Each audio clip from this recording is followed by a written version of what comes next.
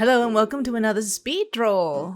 This time it's on Izuku Midoriya's babysitting duty, and I believe that was released on Saturday or Friday, depending where you are in the world. But I also want to continue on with our Q&A from last week. I believe I've answered a bulk of one question and wanted to continue explaining a bit more, but ran out of time based on the speed of the recording, of course. But if we get on to any other questions, I'd be more than happy to answer them in this video. Also, shout out to everyone who's wished me a happy birthday over on Discord. Thank you so much. It was really appreciated. I really didn't expect a lot anyway. I had a really busy weekend on my birthday, but with all the well wishes from staff members and members alike, thank you so much. It just added a little bit of a smile to my face at the end of meeting up with friends and family and just having a busy weekend, which also meant more work during the week. But anyhow, let's jump straight into the Q&A. Now, I would like to continue on with explaining about the villain travelers and their quirks, but it is a little complex. I will see if I can return back to that at the end of this video, because the way this is going to go about, I will be explaining a little bit about the villain AU at the end, so that would explain a lot about what's going on here. Okay, so the question that I have is... So Tracy Comrade posed two questions last week. One was just in regards to the lore and the villain AU.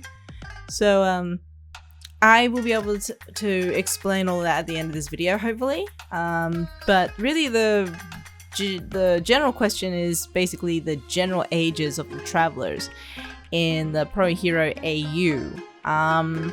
Now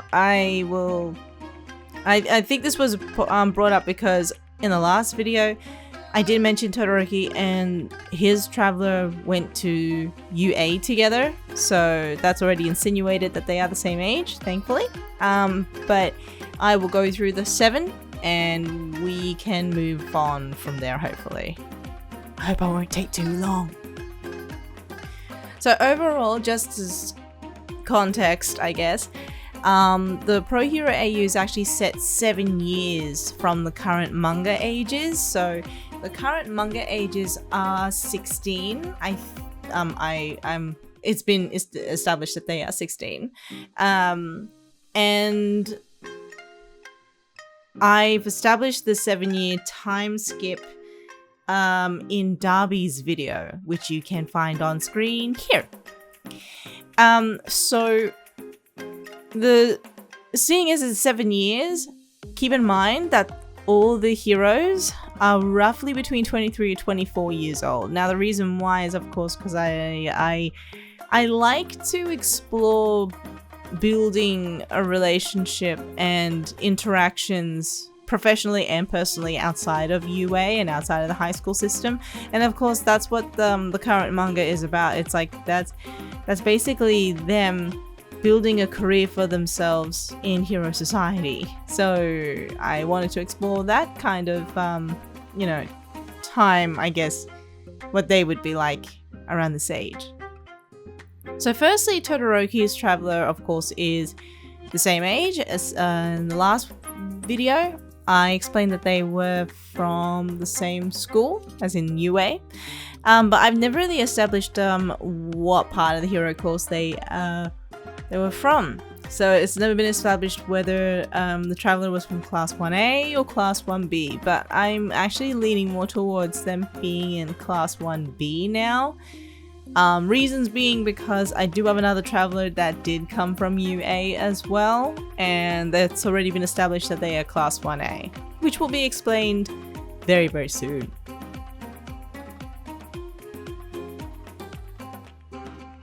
Bakugo's traveler is also the same age in his timeline, and they met during the internship years at Endeavour's agency.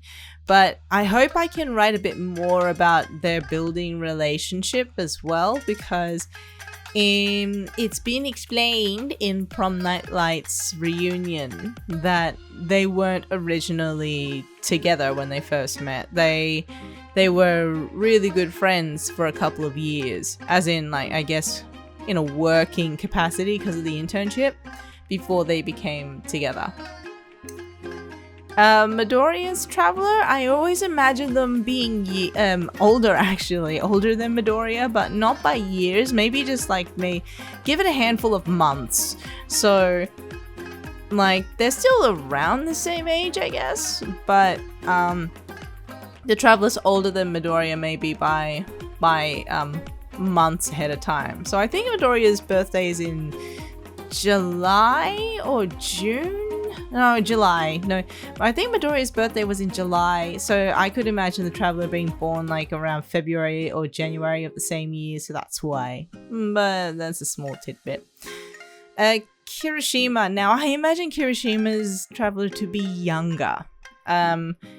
It's because they seem to always look up to people and idolize people, and anyone can be at any age when they do that, but I just feel like I don't know. I feel like they would be even shorter than Kirishima, but that could also be me with the headcanon that Kirishima, I think, grows up to be one of the taller people, you know, around his group of friends anyway. I just imagine them younger though, but maybe just like a year younger. Sero, I definitely imagine them being older. Maybe by a year and a half, I guess. And it's partly because of the relationship he's built with the Traveler in his timeline, but also because the way I built this Traveler is that they've experienced things that's outside of a normal setting. You know, they've never really attended an education, they never really lived in a real home. There was just a lot of experience that was different for the Traveler, I guess, growing up in that AU, and I will be able to explore a bit of that with Sarah's timeline. Kaminari's Traveler is definitely older. I would say this, and I actually can imagine that they're older, but than Kaminari by 3 years. So that's a handful, 3 to 5 years older. And it's partly because of the way I painted the Traveler's, I guess, experience with the war between heroes and villains is that I don't see them as a teenager during that time, like the same age as Kaminari. I actually do see them as that they were older, they had established themselves a bit more in the actual war as it was. And I actually wanted to make them like they can share a bit of wisdom with Kaminari because of their age, but you know, that's again playing with the idea of how this relationship between how Kaminari acts and how they act would actually work. And lastly, Shinso. Now, this is why earlier with Todoroki, I probably would want Todoroki's Traveler to be in Class 1B, is because with Shinso, his Traveler is already established, has already been established in Class 1A.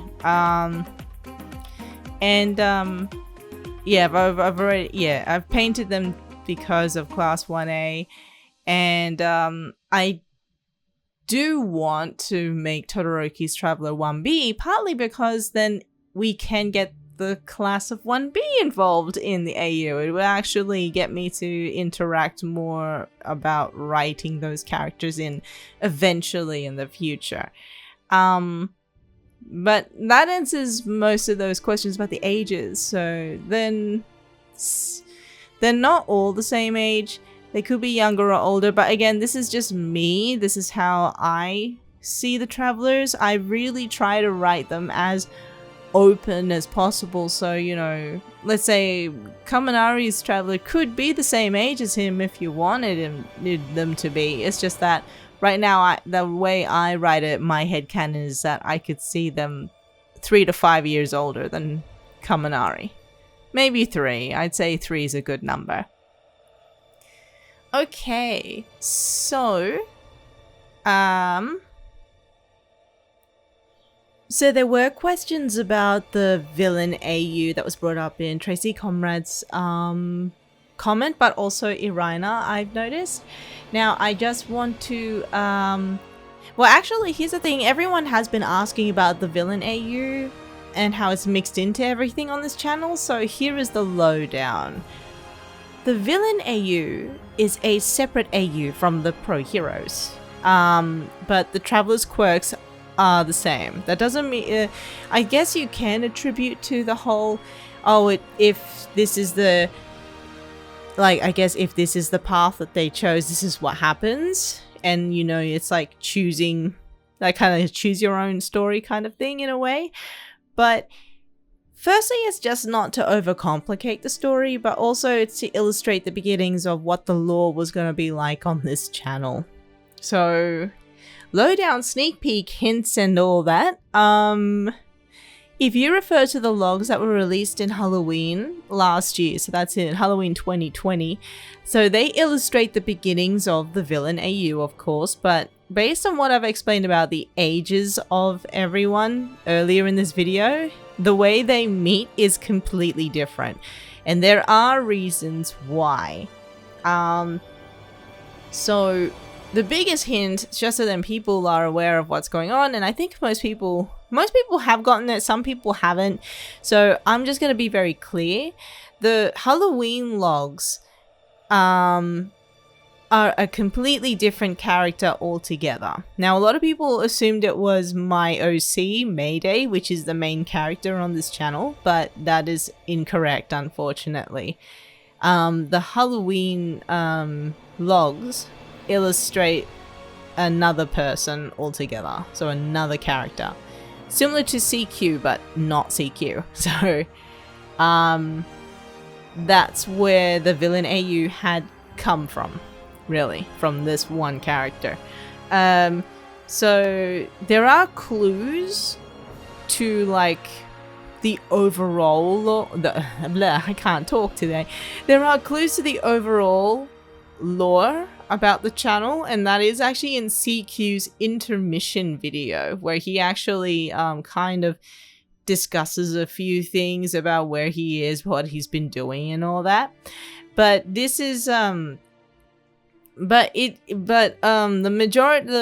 major thing is that it is in conjunction with the villain AU, and I know a lot of people have like already found the connection that CQ has been in the villain AU at some point, and that is based in all the the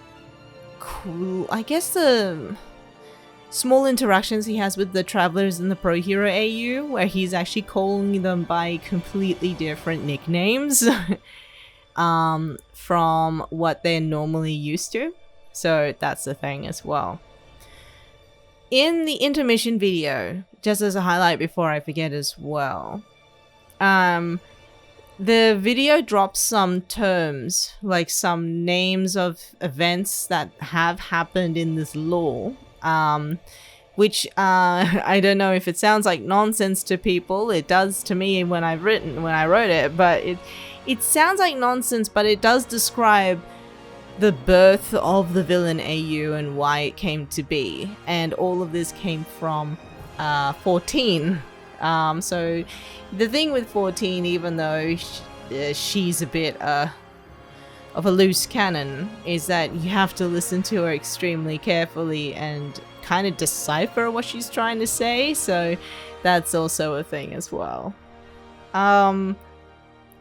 Now, very quickly with the lore of this whole channel, I think I've openly said it in a comment earlier, but there if people wanted to know how many characters outside of the universes that are involved, there are 6 to 7 characters involved, and I think only 4 have been released at the moment. 5 actually. One that was alluded to, and there's another one that's also been alluded to, but very, very, very briefly. So I don't think no one's caught that detail just yet. I do want to release little videos about these characters, but of course that comes down to time, that comes down to producing that as well, so we'll see how I go. And just so then we're clear, all of these people in these comments wanting a part 2 for the Villain AU, yes, the answer is yes, 1,000 times yes. I am going to be writing a second or first parts of the Villain AU.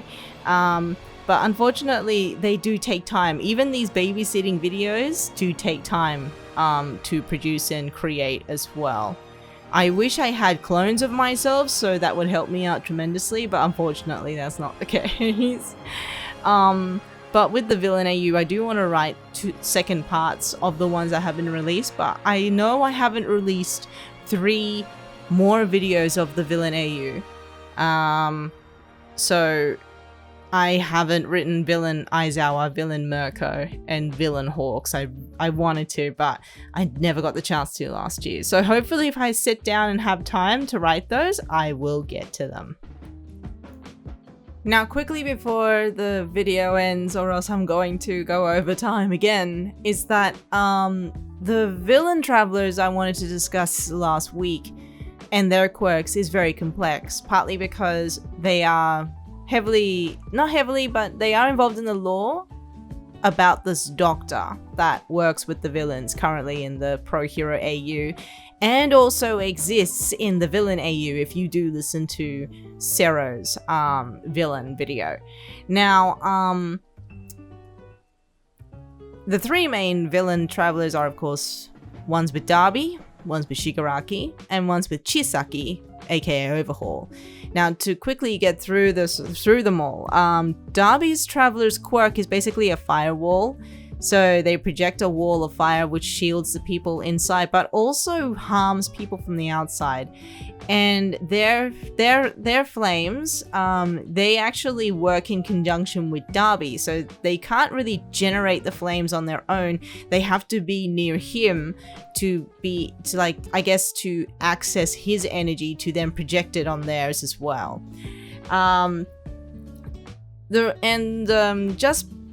Just to not overcomplicate it, because the whole lore with the Villain Travelers is that unfortunately they had passed before and they were given a second lease in life because of the Doctor, is that their quirk that they currently have is a similar quirk practically from their past life. So with Darby's Traveler, their past life quirk was basically a shield wall, which basically all they did was just put up a shield to protect people from. So that's his Traveler. Shigaraki's Traveler was explained in their previous life that they could breathe cryogenic gas, like cryogenic breath, and just freeze someone upon breathing on them. So they didn't really have a great, I guess, upbringing because of that quirk. But their new quirk ends up giving them laughing gas. So basically, everyone who's very familiar with laughing gas, you know, I guess when you go to the dentist and you feel all woozy and everything, that's what they end up doing. So they can end up causing that kind of mayhem now. The unfortunate thing is that they are still susceptible to it until they grow their own tolerance with it. Overhaul's Traveler, Chisaki's Traveler, is very interesting because his Traveler, the assassin / psychiatrist, is actually quirkless. That was the intention that I wanted. And spoiler alert, the reason being is because they had actually died many times before. Think about, like, you know, if you've gone through many trial and errors and then, you know, kind of like a life count system in a sense. They've unfortunately died many times. They've been given many chances again in life, but in doing so they've lost their quirk over time in order to be revived again by this doctor, which is why this Traveler is actually quite close to this doctor in the first place. So Now, really the problem is that that's the reason why they ended up doing hand-to-hand combat. As you noticed, I think if you listen to the videos, they use weaponry. But also that's the reason why they have a team of people who have quirks as well, to help them, you know, fulfill tasks needed, whether it's for the doctor or for overhaul in that regard. So that in a nutshell is basically what the villain travelers do, and they are actually more, I guess, involved with the lore because of that. And I know in future CQ is going to be a big problem for them. So with all the ranting and rambling I had today, that's all I have for today. I hope you enjoyed watching Midoriya come to life on screen. I kind of watched it while I was talking, and I noticed a lot of mistakes, but I hope I feel a little better about it in future speed draws. Again, if you have any questions that you'd like to ask about, I guess the channel or any videos or whatnot, feel free to comment down below. I'm really sorry if my voice isn't the greatest right now. Sometimes when I'm actually talking without a script or whatnot, it feels a little, I guess, unnerving, and this is the voice that I pull because of it. So thank you all for joining in. I hope that you can join me next time in the next speed draw, but hopefully, I hope you have a good day. Keep asking. Bye.